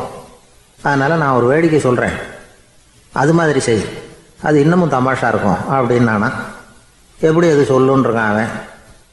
செருப்பு 2ம் அது இருக்கிற இடத்துலையே இருக்கட்டும். உன் சட்டை பையிலிருந்து ஒரே ஒரு ரூபா நாணயத்தை எடு. அதை அந்த செருப்பு மேலே அதோட குதிகால் பகுதியில் வச்சுட்டு நாம் 2 பேரும் அந்த மரத்துக்கு பின்னாடி ஓடி போய் மறைஞ்சு நின்றுக்குவோம். அப்புறம் பாரு வேடிக்கையே அப்படின்னா. அதே மாதிரி ரூபா காசு செருப்பு மேலே வச்சுட்டு இவங்க 2 பேரும் மறைஞ்சு நின்றுக்கிட்டாங்க. கொஞ்ச நேரத்தில் அந்த விவசாயி வந்தார். காலில் உள்ள மண்ணை தட்டிவிட்டு செருப்பை மாட்டுறதுக்காக போனார். அங்கேருந்து காசு கண்ணில் போட்டுவிட்டுது. அவருக்கு ஆச்சரியமாக போச்சு. அதை கையில் எடுத்து பார்க்குறார். 4 பக்கமும் திரும்பி திரும்பி பார்க்குறார், யார் இதை வச்சுருப்பான்னு. கடைசியில் ஆகாயத்தை பார்க்குறார். ஆண்டவா, இது உன்னோட கருணை தான். நீ தான் யாரோ புண்ணியவான் மனசில் தர்மம் பண்ணுற எண்ணத்தை உண்டாக்கி இருக்கிற. அந்த புண்ணியவான் நல்லா இருக்கணும் அப்படின்னு வாழ்த்தி அந்த காசை கண்ணில் ஒத்திக்கிட்டாரான். மறைஞ்சிருந்து பார்த்துக்கிட்டு இருந்த ஏழை பையன் இப்படி சொன்னான், பாத்தியா, உன்னை புண்ணியவான்னு வாழ்த்திக்கிட்டு போகிறார் அந்த ஆள். அவருக்கும் சந்தோஷம், அதை பார்த்து நமக்கும் சந்தோஷம். உனக்கு ரூபாங்கிறது ஒரு பெரிய விஷயம் இல்லை, ஆனால் அதனால் நமக்கு கிடைச்சிருக்கிற மகிழ்ச்சி ரொம்ப உயர்வானது அப்படின்னு நானா. வேடிக்கையும் கிண்டலும் இது மாதிரி அடுத்தவங்களுக்கு இடைஞ்சலாக இல்லாமல் இருக்கணும் அப்படிங்கிறார் கலைவாணர். ஆனால் பாருங்கள், அவருக்கே இடைஞ்சலாக வர்ற விஷயங்களை கூட அவர் வேடிக்கையாக தான் எடுத்துக்கிட்டாராம். ஒரு தடவை ஒருத்தர் கலைவாணர்கிட்ட வந்து, ஐயா, என் குழந்தை செத்து போச்சு அப்படின்னு சொல்லி அழுதாராம். உடனே இவர் அவருக்கு 100 ரூபா பணத்தை கொடுத்து, இந்தாங்க அடக்கம் செய்யுங்க அப்படின்னு சொல்லி அனுப்பி வச்சாராம். 1 வருஷம் கழித்து மறுபடியும் அதே ஆள் வந்திருக்கார். இவர் மறந்துருப்பாருங்கிற நினைப்புல, அண்ணே, என் குழந்தை இறந்து போச்சுண்ணே அப்படின்னாராம். இவர் மறுபடியும் 100 ரூபா கொடுத்து ஆறுதல் சொல்லி அனுப்பி வச்சாராம். 7-8 மாதம் கழித்து மறுபடியும் அதே ஆள் வந்திருக்கார். அவர் வாயை திறக்கிறதுக்கு முன்னாடியே இவர் 100 ரூபாய் அவர் கையில் வச்சு, போன 2 தடவை தான் குழந்தை செத்து போச்சு, இந்த தடவையாவது அதை சாகாமல் காப்பாற்றி விடு அப்படின்னு சொல்லி அனுப்பி வச்சாராம். அதுக்கப்புறம் அந்த ஆள் வர்றதே இல்லையா. நமக்கு முன்னாடி நமக்கு வேண்டிய ஒருத்தர் ஒரு கிளாஸில் நமக்கு பழச்சாறு கொண்டாந்து வைக்கிறாருன்னு வச்சுக்கோங்க. உடனே நாம் என்ன பண்ணுவோம், எடுத்து கிடுகிடுன்னு சாப்பிட்ருவோம் அடுத்தவங்க யாரும் வர்றதுக்குள்ள. அதை விட்டுட்டு அதை கொண்டாந்து வச்சவர்கிட்டயே அதோட விலை என்ன அப்படி இப்படின்னு நான் கேட்டுக்கிட்டு இருப்போம். நாம் கேட்க மாட்டோம். ஆனால் காந்திஜி அப்படி கேட்டாராம். எப்போ தெரியுமா, 1935. அந்த வருஷம் மே மாதத்தில் ஒரு நாள் காந்திஜி டெல்லியில் இருக்கிறார். அப்போ அவருக்கு 2 டம்ளர் மாம்பழச்சாறு கொண்டாந்து கொடுக்குறாங்க. அதை வாங்குறார். இதோட விலை என்ன அப்படின்னு கேட்டார் காந்திஜி. யாருக்கிட்ட கேட்டாருன்னா மனுபென் காந்திகிட்ட கேட்குறார். அவங்க தான் கொண்டாந்து கொடுக்குறாங்க. காந்திஜிக்கு உதவி செய்கிறதுக்காக அவர் கூடவே இருந்தவங்க அவங்ககிட்ட தான் கேட்குறாரு. காந்திஜி சும்மா வேடிக்கைக்காக இப்படி கேட்குறாருன்னு நினச்சிட்டாங்க அந்த அம்மா. அதுவும் இல்லாமல் அதோட விலையை கேட்டால் காந்திஜி நிச்சயமாக அதை சாப்பிட மாட்டார் அப்படிங்கிற பயம் வேறு. அதனால் அந்த அம்மா பதில் எதுவும் சொல்லாமல் கம்முன்னு இருந்துட்டாங்க. கொஞ்ச நேரம் ஆச்சு. அந்த பழச்சாறு வச்ச இடத்துல அப்படியே இருக்குது, வச்ச இடத்துல வச்சபடியே இருக்குது. காந்திஜி அதை சாப்பிடவே இல்லை. மனுபென் காந்தி பார்த்தாங்க. மெதுவாக காந்திஜிக்கிட்ட போய் அதை சாப்பிடுங்களேன், அப்படின்னாங்க. பழச்சாறு விலை என்னன்னு கேட்டேன். அதுக்கு பதில் இல்லை. அது முதல் தப்பு. பதிலை எதிர்பார்த்திருந்தும் அதை பற்றி விசாரிக்கலை. அது ரெண்டாவது தப்பு. இப்படி 2 தப்புகளை பண்ணிவிட்டு என்கிட்ட வந்து இதை சாப்பிடுங்கன்னு சொன்னால் அது எப்படி அப்படின்னு கேட்டாராம் காந்திஜி. மனுபென் காந்தி என்ன சொல்கிறதுன்னு தெரியாமல் திகைச்சு போய் நின்றுக்கிட்டு இருந்தாங்க. காந்திஜி தொடர்ந்து சொன்னாராம், இப்போ என் முன்னாடி வச்சிருக்கிற இந்த பழச்சாறு விலை சுமாராக ஒரு ₹1/2 இருக்கும். அது அந்த காலத்து மதிப்பு. இந்த பழச்சாறு இல்லாமல் கூட என்னால் இருக்க முடியும். ஆனால் அவசியமான பொருள்களை வாங்கிறதுக்கு கூட சக்தி இல்லாத மக்கள் இந்த நாட்டில் நிறைய பேர் இருக்கிறாங்க. அப்படி இருக்கிறப்போ எனக்கு என்னத்துக்கு இந்த விலை உயர்ந்த பானம்? இதை இப்போ நான் சாப்பிட்டா என் உடம்பு வேணும்னா ஆரோக்கியமாகலாம், ஆனால் என் மனசு அமைதி அடையாது. எனக்கு என்னுடைய உடல் ஆரோக்கியத்தை விட மன ஆரோக்கியம்தான் முக்கியம். அதனால் இதை நான் சாப்பிட மாட்டேன், எடுத்துகிட்டு போயிடு அப்படின்னாராம். அந்த சமயத்தில் ஒரு அகதி பொண்ணு 2 குழந்தைகளோட காந்திஜியை பார்க்கறதுக்காக வந்தது. வணக்கம் சொல்லிச்சு. காந்திஜி உடனே தனக்கு முன்னாடி இருந்த பழச்சாற்றை எடுத்து அந்த பொண்ணுக்கிட்டையும் குழந்தைகள்கிட்டையும் கொடுத்து சாப்பிட சொன்னார். அவங்க அதை வாங்கி ரொம்ப சந்தோஷத்தோடு சாப்பிட்டாங்களாம். அதை பார்த்த காந்திஜி முகத்தில் ஒரு புன்னகை, ஒரு பரவசம், ஒரு திருப்தி. அவர் மனசு நிறைஞ்சி இருந்தது. அப்போ அவர் சொன்னாராம், ஆண்டவன் எனக்கு எப்பவும் சரியான சமயத்தில் கை கொடுப்பாருங்கிறது அதுக்கு இதுதான் அத்தாட்சி. நான் ஒரு இக்கட்டான சூழ்நிலையில் இருக்கிறப்ப கூட கடவுளின் கருணையால் அந்த சூழ்நிலை என்னை பாதிக்கலை. என் கூட இவ்வளவு நாள் பழகியும் கூட இங்கே இருக்கிறவங்க எனக்கு அதிக விலையுள்ள பழரசத்தை கொடுத்தாங்க. ஆனால் சரியான நேரத்தில் அதை சாப்பிட வேண்டியவங்களை என்கிட்ட அனுப்பி வச்சு என்னை சந்தோஷப்படுத்தினார் கடவுள். அவருக்கு நன்றி அப்படின்னாராம் மகாத்மா காந்தி. உடல் ஆரோக்கியத்தை விட மன ஆரோக்கியம்தான் எனக்கு முக்கியம்னு சொன்னார் பாருங்க. அதை நாம் எல்லாரும் மனப்பூர்வமாக இன்றைக்கி சிந்திச்சு பார்க்கணும். இந்த காலத்தில் எல்லாரும் அப்படியா நினைக்கிறாங்க? எனக்கு தெரிஞ்ச ஒருத்தர் இருந்தார். தினமும் காலையில் ஒரு காஃபி சாப்பிட உட்கார்ற நேரத்தில் பக்கத்து வீட்டுக்காரர் வந்து சேருவார் கரெக்டாக. உடனே அவரும் தனக்குன்னு வந்திருக்கிற காப்பியை எடுத்து மனப்பூர்வமாக பக்கத்து வீட்டுக்காரர்கிட்ட கொடுத்துருவார். அதுக்கப்புறம் அவருக்காக வேறு காப்பி போட்டு கொண்டாந்து கொடுத்தாலும் வேண்டான்னு சொல்லிடுவார். ஆண்டவனாக பார்த்து சரியான நேரத்தில் அவரை எங்கள் வீட்டுக்கு தினமும் அனுப்பி வைக்கிறார் அப்படிம்பார். ஏன் அப்படி சொல்கிறீங்க அப்படின்னு கேட்டோம் ஒரு நாள். அதுக்கு அவர் சொல்கிறார், எனக்கு என்னோட உடல் ஆரோக்கியம்தான் முக்கியம். இதை கடவுள் புரிஞ்சுக்கிட்டு எங்கள் வீட்டு காப்பியை சாப்பிட்றதுக்கு தினமும் அடுத்த வீட்டுக்காரனை அனுப்பி வைக்கிறார் அப்படின்னார் அவர். ஒரு கடற்கரை ஓரம், அங்கே ஒரு சின்ன கிராமம். அந்த கிராமத்தில் ஒரு சின்ன பள்ளிக்கூடம். கடற்கரை ஓரத்தில் உள்ள ஒரு விடுதியில் ஓய்வுக்காக ஒருத்தர் வந்து தங்கியிருக்கிறார். பள்ளிக்கூடத்தில் ஏதோ விழா நடக்கிறது மாதிரி தெரிஞ்சுது. உடனே அவர் அந்த பக்கமாக வந்தார். இங்கே என்ன நடக்குதுன்னு விசாரித்தார். பள்ளி ஆண்டு விழா நடக்குதுன்னாங்க. உடனே போனார். கண்காட்சி ஒன்று வச்சுருந்தாங்க. உள்ளே போய் பார்த்தார். பள்ளிக்கூடத்தில் படிக்கிற மாணவர்களே சொந்தமாக தயார் பண்ண பொருள்களை காட்சிக்கு வச்சுருக்கிறாங்க. அந்த ஊர் மக்கள்லாம் அதை கூட்டம் கூட்டமாக போய் பார்த்துக்கிட்டு இருக்கிறாங்க. இவரும் ஆர்வமாக அதையெல்லாம் பார்த்துக்கிட்டே போகிறார். ஒரு இடத்துல ஒரு சின்ன ரயில் செஞ்சு வச்சுருந்தாங்க, மாணவர்களே தயார் பண்ணது. மின்சாரத்தால் அது ஓடுறது மாதிரி பண்ணி வச்சுருந்தாங்க. அதில் ஒரு சின்ன பொத்தான் இருக்கும். அது அமுக்குனா ரயில் ஓடும், சுற்றி சுற்றி வரும். மாணவர்கள் எதிரில் நின்று அதுக்கு விளக்கம் கொடுத்துக்கிட்டு இருக்கிறாங்க. இவர் அதை கவனித்தார். ரயில் ஓடுறத பார்த்தார். அங்கே நின்றுக்கிட்டு இருந்த மாணவர்கள்கிட்ட விளையாட்டாக கேட்டார், ஏப்பா இந்த ரயில் எதனால் ஓடுது அப்படின்னு கேட்டார் இவர். சக்தியினால் ஓடுது அப்படின்னாங்க மாணவர்கள். அது என்ன சக்தின்னு கேட்டார். அதுக்கு பேர் மின்சாரம் அப்படின்னாங்க. சரி, நீங்கள் மின்சாரத்தை பார்த்துருக்குறீங்களா அப்படின்னார். நாங்கள் பார்த்தது இல்லைங்க, ஆனால் இதை செய்யறதுக்கு எங்களுக்கு உதவி பண்ண ஆசிரியர் ஒரு பட்டதாரி, ஒரு காலம் அவர் பார்த்துருக்கலாம் அப்படின்னாங்க. அவர் எங்கே இருக்காருன்னு கேட்டார். இதோ அழைச்சிட்டு வர்றோம்னு ஓடினாங்க. அவரை அழைச்சிட்டு வந்தாங்க. அவர்கிட்ட ஒரு பெரியவர் கேட்டார், மின்சாரத்தை நீங்கள் பார்த்துருக்குறீங்களா அப்படின்னு. மின்சாரத்தை பார்க்குறதாவது நான் பார்த்ததே இல்லை. நான் பார்த்தது அது செயல்படுற விதத்தை தான். அது விளக்கை வந்து எரிய வைக்குது, ரயிலை ஓட வைக்குது, இது மாதிரி எத்தனையோ எந்திரங்களை வந்து செயல்பட வைக்குது. ஆனால் உண்மையிலேயே அது என்னன்னு எனக்கு தெரியாது. ஒருவேளை இந்த பள்ளிக்கூடத்து தலைமை ஆசிரியருக்கு தெரிஞ்சிருக்கலாம், ஏன்னா அவர் ஒரு மேல்நிலை பட்டதாரி அப்படின்னாராம் அவர். சரின்னு போய் தலைமை ஆசிரியரை கூப்பிட்டுக்கிட்டு வந்தாங்க. அவர்கிட்டையும் இதே கேள்வி கேட்டாராம் அவர். மன்னிக்கணும், இந்த கேள்வி இதுவரைக்கும் யாரும் என்கிட்ட கேட்டதில்லை. சக்தியை யாரும் பார்க்க முடியாது, ஆனால் அது செயல்படும் விதத்தை தான் பார்க்க முடியும் அப்படின்னாராம் அவர். இப்போ இதுவரைக்கும் கேட்டுக்கிட்டு இருந்த பெரியவர் சிரிச்சார். சிரிச்சுட்டு சொன்னாராம், சரி, அதுக்காக ஒன்றும் கவலைப்படாதீங்க, என்னுடைய பெயர் தாமஸ் ஆல்வா எடிசன் அப்படின்னாராம். இதை கேட்டதும் அங்கே இருந்தவங்களுக்கெல்லாம் அதிர்ச்சி, ஆச்சரியம். என்னது, நீங்கள் தானா எடிசன்? நீங்கள் எவ்வளவு மின்சார கருவிகளை உண்டாக்கி இருக்கிறீங்க, நீங்களா இந்த கேள்வியை கேட்டது அப்படின்னாங்களாம். ஆமாம், நான் தான் கேட்குறேன், ஏன்னா நானே மின்சாரத்தை பார்த்தது கிடையாது அப்படின்னாராம் அவர். அன்புங்கிறது இப்படிப்பட்டது தாங்கிறார் ஓஷோ. அன்புங்கிறது நம்ம உடற்கூறு அமைப்பில் இல்லை, அது நம்ம உடம்புல உள்ள